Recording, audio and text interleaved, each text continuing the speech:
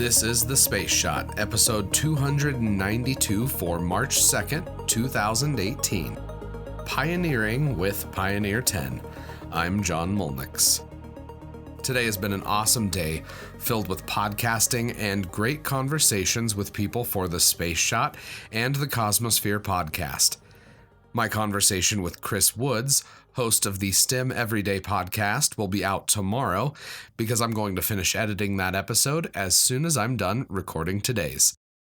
I think I've narrowed down to 3 themes that I'm going to focus on for my conversational episodes: STEM education, the aerospace industry, and pop culture. We've had one pop culture related episode with Girl in Space. Tomorrow's episode will be the first STEM-focused space shot, and later this month I'm sitting down with Barry Hamilton, CEO of Red Canyon Software. That company has been involved in numerous robotic and human missions and is based in Colorado. Now I've got 2 pieces of news and some history. The first is the next Falcon 9 launch is now scheduled for March 6th. I'm linking to the Spaceflight Now launch schedule in the show notes for a full rundown of upcoming launches. The second piece of news I've got for today has been widely reported, but I'd be remiss if I didn't talk about it here. The launch of the James Webb Space Telescope has been delayed, yet again, due to new integration and testing issues. The latest delay pushes the launch back at least 5 months, with further delays likely. I'm linking to the Government Accountability Office report in the show notes, so if you'd like to check out the entirety of the 31-page report, it's there. An independent review of the James Webb Space Telescope is scheduled to be conducted in early 2018 to see if the 2019 launch can still be met. Now, for some space history. Pioneer 10 set many firsts for a spacecraft after its launch on March 2, 1972. In episodes 30, 62, and 203, I shared some of the milestones with you, but for those of you that are new to the podcast, here's some of the details of this incredible spacecraft. It was the first robotic mission to pass through the asteroid belt and later flew by Jupiter in December of 1973. It was the first spacecraft to encounter this massive planet. Pioneer 10 was launched on a trajectory that is sending it outside of our solar system, the first spacecraft to be sent on an escape trajectory. It also carries a gold plaque that describes where it came from and who built it.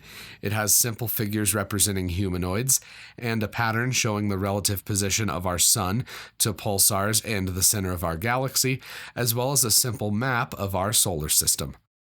The last communication with this venerable spacecraft took place in 2003 after its radioisotope thermoelectric generators decayed to a point where they could no longer generate enough power to operate the spacecraft's transmitter. Now for the last piece of history for today's episode, I've got some shuttle history. Endeavour launched on March 2, 1995 on a 16-day, 15-hour-long mission, the 3rd longest flight of the entire shuttle program. 7 astronauts were on board Endeavour along with instruments to study the ultraviolet spectrum of astronomical targets. Astro 2 was a Spacelab mission specifically designed to conduct observations in the ultraviolet region of the electromagnetic spectrum.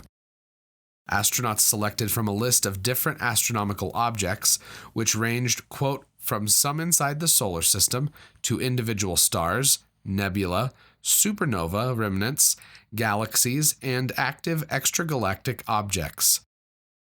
In addition to the astronomy objectives for this flight, and as with numerous other shuttle missions, there were also protein growth experiments that were conducted on the middeck. You've probably heard me mention protein crystal growth before, and it's not some arcane technobabble from Star Trek The Next Generation or Voyager. I'm linking to a NASA article that explains this process in greater detail, but here's a quick primer. Quote, space is an excellent environment to study complex, 3-dimensional proteins because gravity and convective forces do not get in the way of crystal formation, which allows the creation of larger and more perfect crystals. With large crystals, scientists on the ground can use X-ray crystallography to determine how the protein is organized. Determining protein structures helps researchers design new drugs. So, the next time we talk about a shuttle mission that's involved with protein crystal growth, you'll know what it's all about.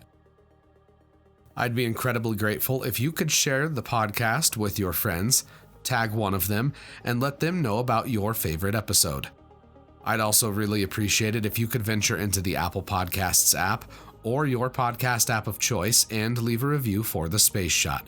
A steady stream of reviews helps ensure that The Space Shot is more visible in the Apple Podcast store.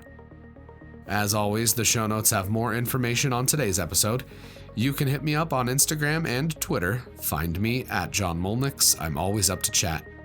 You can also connect with me on Facebook. Just search The Space Shot or click the link in the show notes and you'll find me.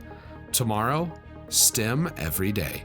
I'm John Molnix, and I'll catch you on the flip side.